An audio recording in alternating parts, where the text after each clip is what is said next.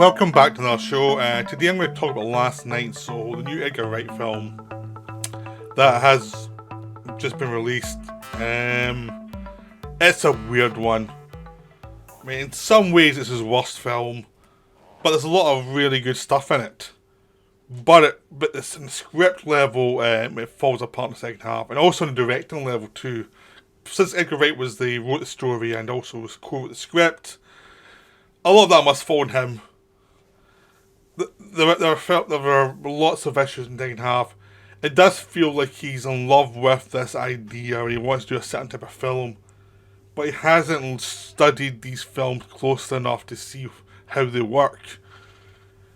Or if he has, his ways of trying to merge like a ghost story with a giallo don't combine in a way that really works. It's kind of very strange, and it has moments where it's very much a ghost story or a kind of repulsion type of story. There's other times it's very much giallo, but it doesn't come together in a way that's satisfying, especially in the second half of it, because there's the plot conceit of why it's happening is barely explained, and they try and always muddy it so you don't quite know why it's happening. And then by the time you get to figure out why it's happening, it's very unsatisfying. So they haven't figured out. It's one of those films that has been put into production before the script's ready. It needed another draft or two to get a second half worked out.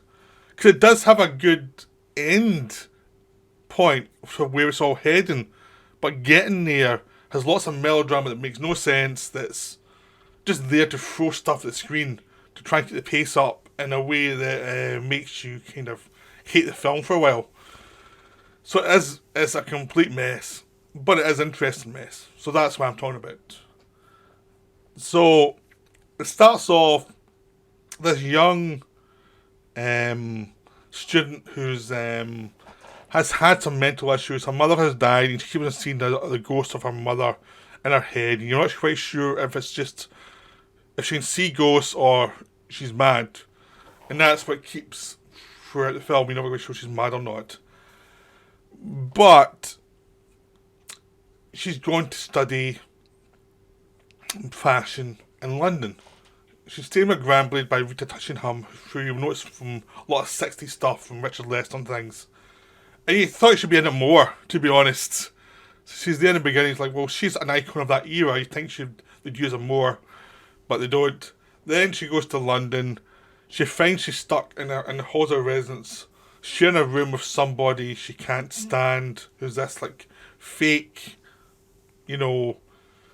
student who's trying to be popular and is trying to ignore her. Who's trying to hide her own sense of lack of self-worth by being as loud as possible and being as ambitious and big as possible. Now, this part of the film works really well for me because I was a student and I went to these places and you saw people like that. You saw people developing their tribes pretty quick, and you had someone loud in the centre of it, and you'd be looking at them going, you're going too far, you're probably really insecure. And then you'd find out later, there they are. They're just trying too hard. And there's all these things, and it's like people trying too hard to look cool, to drink too much because they're away from home for the first time, so they're going to get absolutely hammered pretty quick. All that stuff, how alienating it all can be, is all worked out really well. The lead character is very shy and very emotionally fragile. It's not her world. She's in it because she's into the dream of the 60s and into the fashion thing, and she's very much a pure soul type of thing, and against the corruption of the world and London itself, which seems a very corrupt place, very threatening place. It really gets to her, and she has a hard time, finding a place in this world to start with. That's done really well because you could say that the film has been over the top and a bit caricatured about the people in the student area. But if you've ever been a student, you know it's kind of accurate. There are horrible people when you go and become a student. You do kind of, you have to avoid certain people. And if you're a more sensitive type, I know I was when I was a student, certain people you find very threatening, and you can't tend to kind of fall back into yourself a little bit, and you're a certain type of person. So that all worked really well, and your view of the world might be a bit paranoid because you're threatened by stuff that maybe you shouldn't be threatened by. So all that stuff really works. It continues to work, just a sense of bullying and, you know, just a general sense of people who are insecure just being mean to each other. All that kind of works. Then, so she finds this flat that this his top room in a flat where she can be by herself and go to classes, and she can be in her own head a bit more and have a distance from some of these people she doesn't like. And throughout this time, you do sense that she is a bit too much in her own head. There is a element of she's too much of a loner for her own good. But that's life when you're a teenager. I mean, people like that. People find their footing as they go. But it's just a sense of that's the character's flaw. Like, she doesn't trust people very much. There's obviously some stuff's happened with her mother. She doesn't really want to talk about it. Turns out her mother was a suicide. You know, there's lots of stuff she's never going to deal with. And neither does the film. You're thinking, okay, this must play in. No. Then the film kind of goes into this fantasy land of, you know, the film is what it is. It's about her mentally progressing into the past, seeing the past through the eyes of other women, who has seen the fun part of the past, then the horror of the past. Starts off the fun part of the 60s, and then as she's living this life as she dreams at night. And as she goes on, she starts to get the more horrific side of the story, and as the audience does. But the problem is, I'll do a non-spoiler version, and I'll go into spoilers. At some point, I'll say, stop the video here if you haven't seen it. The problem with it is that the plot becomes a mess. The first half is pretty much setting her up in the location, and then setting up the dreams and how it gets a bit darker as it goes on. That's all really well done. It's really well directed. The atmosphere's terrific. The first half of the film is really good. It really has a real sense of, it knows what it's about. It knows what the atmosphere should be. It's very cinematic. It's a director having a lot of fun. Then the second half, it goes to hell. It just goes completely to hell. Things are thrown at you that don't ever pay off. Things that seem vitally important in the first half that are never brought up again, or if they're brought up in a way that's very annoying. You've got red herrings all over the place. Terence Stamp shows up as a threatening character. And Diana Rigg is our landlady. So there's lots of icons from the 60s. And the whole film is about being in love with the 60s, then trying to find the reality of the 60s and the reality of that land, which was not as nice as what she'd imagined it to be. And the dreams are showing her that her view of the life isn't realistic. She has to have a more realistic view of life. And the idea of like the casual misogyny of people who used naive women in the past to turn them into sex objects for these middle-aged men. That's all very interesting. That's all very factually accurate from that era. But it's not tied to a good story. It's a big problem. And because it just throws stuff at the screen, it's not even about misogyny, it's about misanthropy, really, ultimately, because both men and women in this area behave terribly. There's one character who does not behave terribly, and he's the boyfriend of the lead character eventually. And I'm not blaming the actor for this performance. It's the worst performance in the film, but I'm not blaming the actor. It's the writing.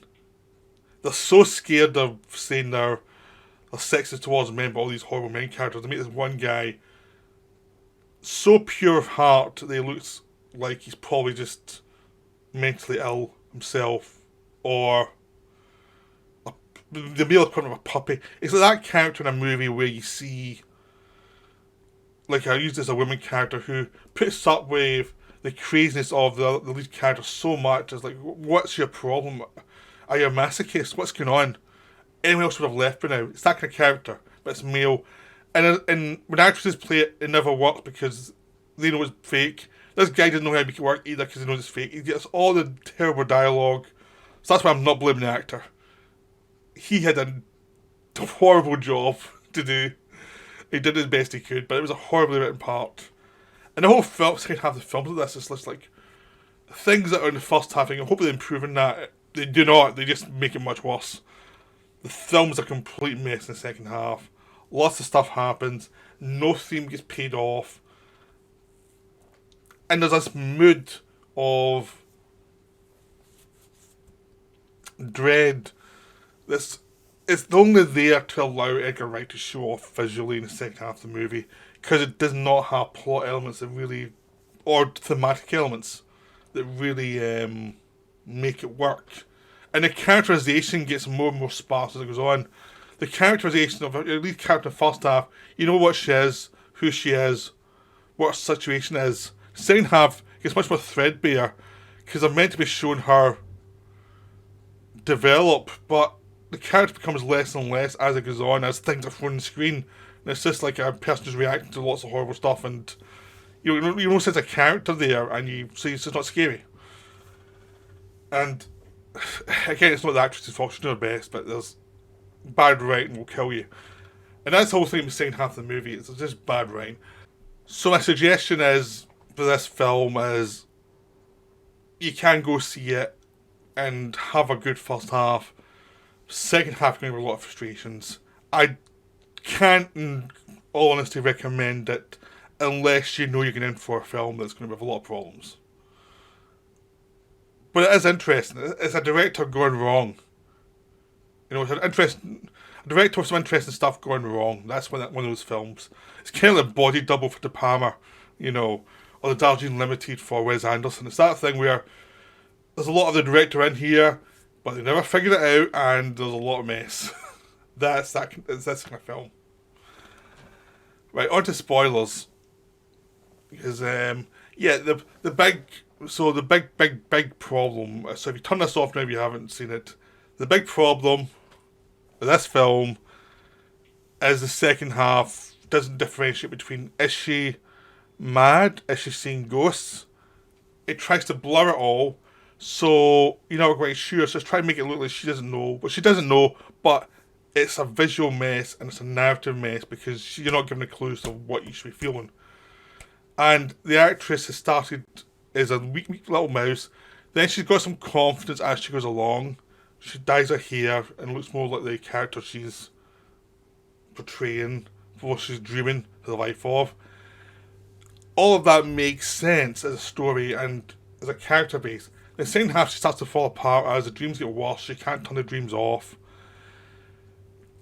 But she just starts to act crazy in a way that doesn't feel specific to the character you've established. It just feels like someone reacting to horrible stuff. But now you've got all this stuff about her mum's died in the past by suicide. You'd think that would actually be a massive thing now to deal with. That must be the subtext of the film. No. What about the idea she could see ghosts? Well, if she can see ghosts, she must know she can see ghosts. She must be able to react to that and know, I'm seeing ghosts now. I'm seeing all these weird ghostly figures. This whole hallucination thing must be someone who's dead. They don't establish that. You're meant to infer it. But the plot twist makes that null and void. Also, she can see all these ghosts. She's terrified of ghosts. But if she can see ghosts, she should be able to deal with it in some way. But not shy if she's never seen it before. And narratively, it's just this cluster of weird stuff going on that you have no idea what you hang on to as a viewer. You're just like, it feels like it should be about a mother now. It should be about that death. And it should be about the death of this other thing, of this other woman. Is there a family tie? No, there's not. Is there an emotional reason? No, there's not. Why is all these people as ghosts all over the place? Because obviously in the film she can see ghosts. But is it a madness? Well, that could be a good scary thing to say she can't differentiate anymore. She's losing her mind. But every ghost feels the same. Every ghost is shot the same. And it's shot with the subtlety of Jan de Bont and of haunting. There's nothing new in this imagery. It's almost like they've been setting this up. Like, oh, finally directing go really over the top. There's these images. And they're bland, and they're boring, and there's nothing there. There's nothing creepy that makes you think a character would be terrified, given what you know about them. And there's nothing visual for the viewer to watch. She's seeing ghosts, but she didn't know she can see ghosts. So she didn't put two and two together and say, okay, I'm seeing ghosts of these dead men.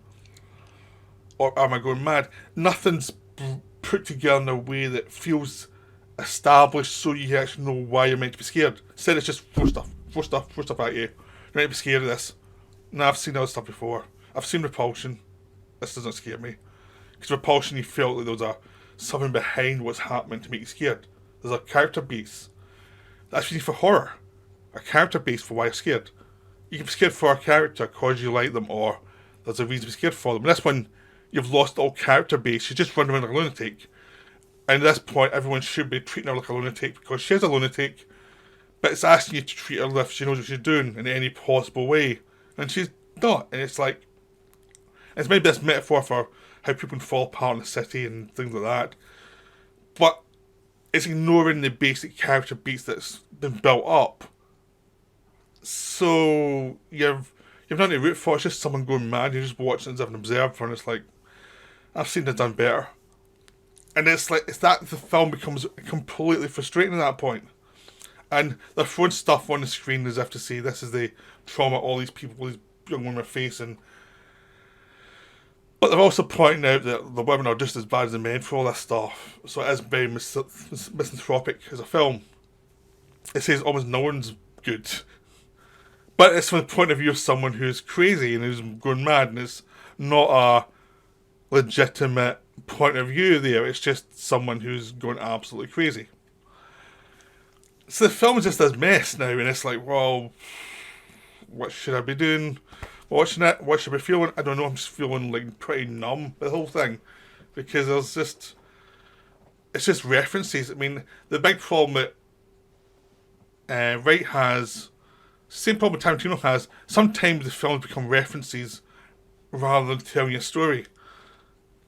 I mean, it's a big problem for that kind of generation of directors who've seen so much that sometimes you're watching a film and it's like, oh, I'm seeing a reference to this film rather than a film. Like, there's towards the end, you're seeing references to De Palma a lot, from Sisters to Carrie to all these other things. I'm seeing references. I'm seeing all this slow motion going on.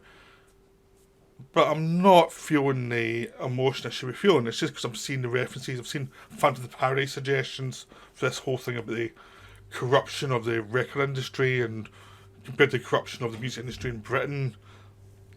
It's just, second-hand. And the plot suggests it's a bit of a second-hand experience. But there's no point of view, though. There's no horror to the second-handness of the experience that would make it really fresh as a story beat. It's just this, it's a second-hand experience which she's experiencing, but there's nothing specific there that makes you scared. It's just like, the scary bit really is that the director has no imagination for how to make this scary, because he's built this stuff up, and now suddenly when you need to have the horror beats in there, the film's DOA. It's just that there's no idea why things should be scary. It's just like, I'm going to throw stuff at you. Again, what I mentioned, Jan de Bont and The Haunting, where it's like, some directors throwing stuff at you because they don't understand horror. And this one, it's the same. It's like, wow, he really missed the boat in this. He doesn't get why Giallo's scary. And it gets worse. Right. So they have an ending where we find out that the person she was dreaming of is actually Diana Rigg, who's not actually dead, but she actually killed all of the men that were horrible to her, which makes it much more misanthropic generally. And you're meant to have some sympathy still for her. But yeah, these guys were horrible, but you shouldn't have killed them. in a Giallo, you're meant to feel some sympathy for the killer because they've gone mad and there's something they can't help. But there's nothing here there. It just feels like, okay, she's just killed and killed again. She's a psychopath. So there's nothing there. And it's also, okay, well, how did she get the dreams of this other woman and her past and her memories?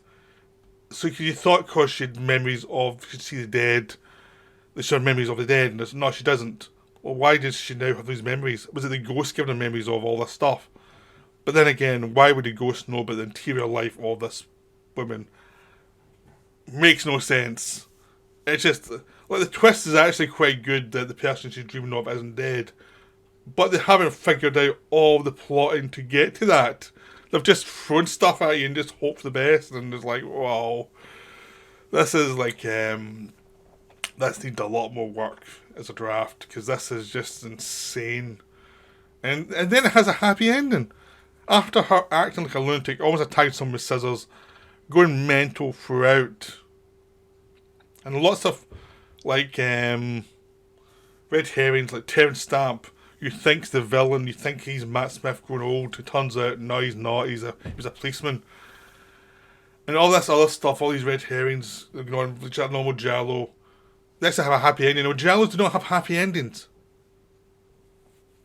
At best, they have endings where the lead character feels sick about what he just experienced.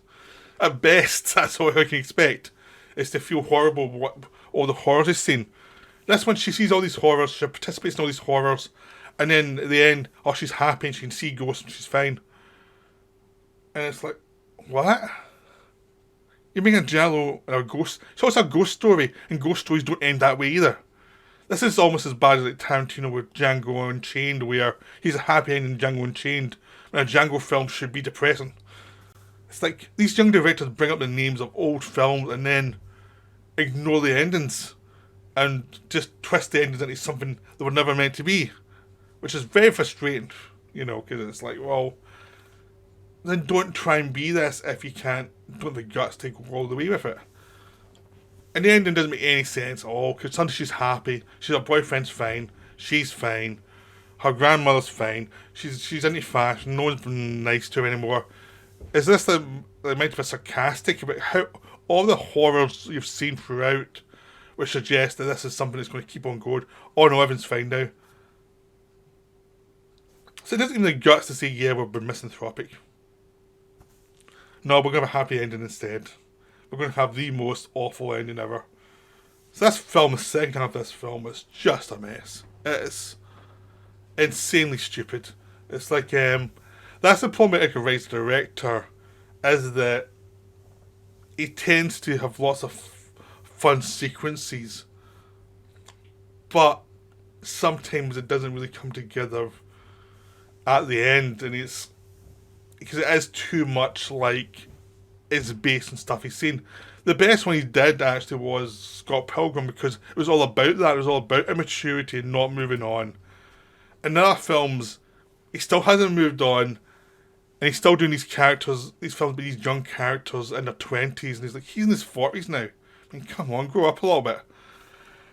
And he's hitting that Tarantino thing of delayed adolescence that Tarantino films have got into a rut with in the 2000s, where they became a bit movies rather than anything else, and it's something that's just continued, and you get to watch them films and be frustrated by them because they haven't really moved on, and Rick Wright's in the same trap now. He's just like, there's nothing here anymore.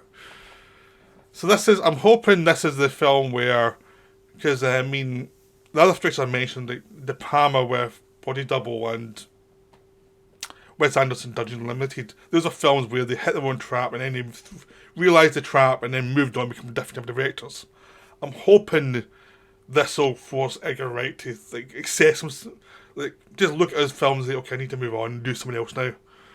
Or at least hire some writers who can actually be tough on him and actually make him, actually have an A to B for a plot, because Baby Driver had some problems in the plot, but I liked the style of it. But this one, the second half's just a mess.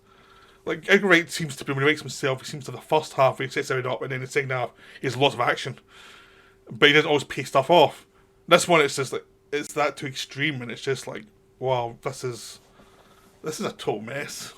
So yeah, this is one of the biggest messes of the year. You know, it's probably the biggest disappointment of the year, I think. In the sense that there was some good stuff here, but you can't really defend it as a successful film. I mean, as a mess, also, it's not as fun as *Malignant*. *Malignant* was a mess too. *Malignant* was so much fun though. This one, nah, it's not really. It's just frustrating. So that's been Last Night in Soho. It's it's not good, but it is interesting how a director can fall, and it's like I'm interested to see how he picks himself up after this one because it has not done well financially. I think the general view of it by lots of people is it's not good. Is Die Hard fans are in denial just now, but this is a mess. This is a failure. Hopefully, it's a failure he can bounce back from, but it is a failure. It was attempting something a bit more grown up, and he completely missed the boat on it.